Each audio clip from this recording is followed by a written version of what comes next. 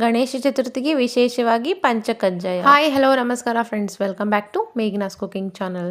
ಇವತ್ತಿನ ರೆಸಿಪಿ ಬೆಲ್ಲದ ಸಿಹಿ ಅವಲಕ್ಕಿ. ಇದನ್ನು ಪ್ರಸಾದಕ್ಕೆ ಅಂತ ಮಾಡ್ತಾರೆ. ಇದು ದೇವರ ನೈವೇದ್ಯಕ್ಕೆ ತುಂಬಾ ಶ್ರೇಷ್ಠವಾಗಿದ್ದು ಹಾಗೆ ಮಾಡೋಕ್ಕೂ ಕೂಡ ತುಂಬಾ ಈಸಿ. ಈ ರೆಸಿಪಿ ಕೂಡ ನೀವು ಟ್ರೈ ಮಾಡಿ ದೇವರ ಕೃಪೆಗೆ ಪಾತ್ರರಾಗಿ ಅಂತ ಹೇಳ್ತಾ, ಯಾರೆಲ್ಲ ನಮ್ಮ ಚಾನಲ್ನ ಮೊದಲೇ ಬಾರಿ ನೋಡ್ತಾ ಇದ್ದೀರೋ ಅವರು ಸಬ್ಸ್ಕ್ರೈಬ್ ಮಾಡ್ಕೊಳ್ಳಿ, ಹಾಗೆ ಪಕ್ಕದಲ್ಲಿರೋ ಬೆಲ್ ಐಕನ್ನ ಪ್ರೆಸ್ ಮಾಡ್ಕೊಳ್ಳಿ. ಇದಕ್ಕೆ ಸಿಹಿ ಅವಲಕ್ಕಿನೂ ಅಂತಾರೆ, ಪಂಚಕಜ್ಜಾಯನೂ ಅಂತಾರೆ. ಗಣೇಶನಿಗೆ ಮಾತ್ರ ತುಂಬಾ ಪ್ರಿಯವಾದದ್ದು. ಗಣೇಶನಿಗೆ ಅಂತ ಅಷ್ಟೇ ಅಲ್ಲ, ಎಲ್ಲ ದೇವರಿಗೂ ತುಂಬಾ ಇಷ್ಟವಾಗಿದ್ದು. ಹಾಗಾಗಿ ಯಾವುದೇ ಹಬ್ಬಕ್ಕಾದರೂ ದಿಢೀರಾಗಿ ನೈವೇದ್ಯ ಮಾಡಲಿಕ್ಕೆ ಈ ಸಿಹಿ ಅವಲಕ್ಕಿ ಮಾಡಿ ನೈವೇದ್ಯ ಮಾಡಬಹುದು. ಹಾಗಿದ್ರೆ ಇದನ್ನು ತಯಾರು ಮಾಡೋ ವಿಧಾನ ನೋಡ್ಕೊಂಬರೋಣ ಬನ್ನಿ. ಮೊದಲಿಗೆ ಒಂದು ಪಾತ್ರೆ ತೊಗೊಂಡು ಪಾತ್ರೆನ ಬಿಸಿಗಿಡ್ತಾ ಇದ್ದೀನಿ. ಪಾತ್ರೆ ಬಿಸಿಯಾದ ನಂತರ 1 ಬೌಲ್ನಷ್ಟು ಕುಟ್ಟಿ ಪುಡಿ ಮಾಡಿದಂತಹ ಬೆಲ್ಲನ ಹಾಕ್ತಾ ಇದ್ದೀನಿ. ಹಾಗೆ ಅದಕ್ಕೆ ಟೀ ಕಪ್ಪಲ್ಲಿ ಅರ್ಧ ಕಪ್ನಷ್ಟು ಅಂದರೆ 4 ಟೇಬಲ್ ಸ್ಪೂನಷ್ಟು ನೀರನ್ನ ಹಾಕಬೇಕು. ಜಾಸ್ತಿ ಏನು ನೀರು ಹಾಕಬೇಡಿ, ಸ್ವಲ್ಪ ನೀರು ಹಾಕಿದರೆ ಸಾಕು. ಈ ಬೌಲ್ ಅಳತೆಯಲ್ಲಿ ಮೆಜರ್ಮೆಂಟ್ ತೊಗೊಳ್ಳಿ, ಯಾವುದಾದ್ರೂ ಸರಿ. 1 ಬೌಲ್ ಅಳತೆಯಲ್ಲಿ ಬೆಲ್ಲ ತೊಗೊಂಡ್ರೆ ಅದಕ್ಕೆ 3 ಬೌಲ್ ಅಳತೆಯಲ್ಲಿ ಅವಲಕ್ಕಿನ ತೊಗೋಬೇಕು. ನೋಡಿ, ಇಷ್ಟು ಕರಗಿದ್ರೆ ಸಾಕು ಬೆಲ್ಲ. ಇವಾಗ ಸ್ಟವ್ ಆಫ್ ಮಾಡಿಕೊಂಡು ಒಂದು ಬಾಣಲೆನ ಇಟ್ಕೊತಾ ಇದ್ದೀನಿ. ಈ ಬಾಣಲೆಗೆ ಕರಗಿಸಿರೋ ಬೆಲ್ಲನ ಹಾಕ್ತಾಯಿದ್ದೀನಿ. ಯಾಕಂದರೆ ಬೆಲ್ಲದಲ್ಲಿ ಸ್ವಲ್ಪ ಡಸ್ಟ್ ಇರುತ್ತೆ ಅಂತ ಅಷ್ಟೇ. ಸೌತಡ್ಕ ಮಹಾಗಣಪತಿ ಪ್ರಸಾದನೂ ಸೇಮ್ ಇದೇ ಥರನೇ ಇರುತ್ತೆ.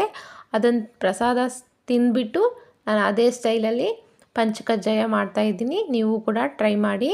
ಹಾಗೆ ತಪ್ಪದೆ ಕಮೆಂಟ್ ಮಾಡಿ ಟೇಸ್ಟ್ ಹೇಗೆ ಬಂತು ಅಂತ. ನೋಡಿ, ಬೆಲ್ಲನ ಸೋಸ್ಕೊಂಡ ನಂತರ ಒಂದು ಸ್ವಲ್ಪ ಹೊತ್ತು ಬಿಸಿ ಮಾಡಿಕೊಂಡ್ರೆ ಸಾಕು. ಜಾಸ್ತಿ ಪಾಕ ತೆಗಿಬೇಡಿ, 1 ಎಳೆ ಪಾಕ ಬಂದರೆ ಸಾಕು. ನೋಡಿ, ಬರ್ತಾಯಿದೆ ಇವಾಗ ಪಾಕ ಜಾಸ್ತಿ ಬಂದುಬಿಟ್ರೆ ಅವಲಕ್ಕಿ ಉದ್ರುದ್ರಾಗಿ ಬರಲ್ಲ, ಉಂಡೆ ಥರ ಆಗಿಬಿಡ್ತವೆ. ಹಾಗಾಗಿ 1 ಎಳೆ ಪಾಕ ತೆಗೆದುಬಿಟ್ರೆ ಸಾಕು. ಬೆಲ್ಲನ ಯಾವ ಕಪ್ಪಲ್ಲಿ ಮೆಜರ್ ಮಾಡಿದ್ವಲ್ಲ ಅದೇ ಬೌಲಲ್ಲಿ 1 ಬೌಲಷ್ಟು ಹಸಿ ಕೊಬ್ಬರಿ ತುರಿನ ಹಾಕ್ತಾಯಿದ್ದೀನಿ. ನೀವು ಕೊಬ್ಬರಿನ ಸಣ್ಣಕ್ಕೆ ತುರಿದ್ಬಿಟ್ಟು ಹಾಕ್ಬೋದು, ಇಲ್ಲದಿದ್ದರೆ ಮಿಕ್ಸಿ ಮಾಡಾದರೂ ಹಾಕ್ಬೋದು. ತುಂಬಾ ಚೆನ್ನಾಗಿ ಬರುತ್ತೆ. ಕೊಬ್ಬರಿ ಜಾಸ್ತಿ ಆದ್ರಂತೂ ಇನ್ನೂ ಸೂಪರಾಗಿರುತ್ತೆ. ನೋಡಿ, ಈ ಬೌಲ್ ಅಳತೆಯಲ್ಲಿ ಕೊಬ್ಬರಿನ ಹಾಕೊಂಡ್ಬಿಟ್ಟು ಬೆಲ್ಲದಲ್ಲಿ 1 ರಿಂದ 2 ನಿಮಿಷ ಚೆನ್ನಾಗಿ ಫ್ರೈ ಮಾಡ್ಕೋಬೇಕು. ನಂತರ ಒಂದು ಸ್ವಲ್ಪ ಏಲಕ್ಕಿ ಪುಡಿನ ಹಾಕ್ತಾಯಿದ್ದೀನಿ.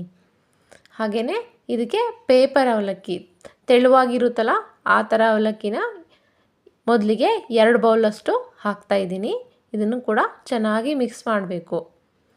ಇದು ಚೆನ್ನಾಗಿ ಮಿಕ್ಸ್ ಆದ ನಂತರ ಮತ್ತೆ 1 ಬೌಲಷ್ಟು ಅವಲಕ್ಕಿನ ಇದಕ್ಕೆ ಸೇರಿಸ್ಕೊತಾ ಇದ್ದೀನಿ.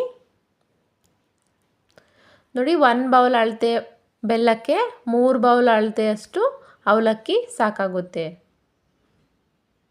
ನಿಮಗೆ ಸಿಹಿ ಇನ್ನೂ ಜಾಸ್ತಿ ಬೇಕಂದರೆ ಸ್ವಲ್ಪ ಬೆಲ್ಲನ ಜಾಸ್ತಿ ಹಾಕ್ಕೊಳ್ಳಿ. ನೋಡಿ, ಇಷ್ಟು ಚೆನ್ನಾಗಿ ಬರುತ್ತೆ ಬೆಲ್ಲದ ಅವಲಕ್ಕಿ. ತಿನ್ನೋಕ್ಕೂ ಮಾತ್ರ ತುಂಬಾ ಚೆನ್ನಾಗಿರುತ್ತೆ. ಇವಾಗ ನಾನು ಮೇಲ್ಗಡೆಯಿಂದ ಸ್ವಲ್ಪ ಒಣ ಕೊಬ್ಬರಿ ತುರಿನ ಆ್ಯಡ್ ಮಾಡಿಕೊಂಡು ಒಂದು ಪ್ಲೇಟ್ಗೆ ಸರ್ವ್ ಮಾಡ್ತಾಯಿದ್ದೀನಿ. ಸರ್ವ್ ಮಾಡ್ಕೊಂಬಿಟ್ಟು ಗಸಗಸೆನ ಡೆಕೋರೇಷನ್ನಿಗೆ ಹಾಕ್ಕೊಂಬಿಟ್ರೆ ಸೌತಡ್ಕ ಮಹಾಗಣಪತಿ ದೇವಾಲಯದಲ್ಲಿ ಕೊಡುವಂತಹ ಪಂಚಕಜ್ಜಾಯ ರೆಡಿಯಾಗುತ್ತೆ. ನಿಮಗೂ ಈ ರೆಸಿಪಿ ಇಷ್ಟವಾದರೆ ಲೈಕ್ ಮಾಡಿ, ಶೇರ್ ಮಾಡಿ, ಸಬ್ಸ್ಕ್ರೈಬ್ ಮಾಡಿ.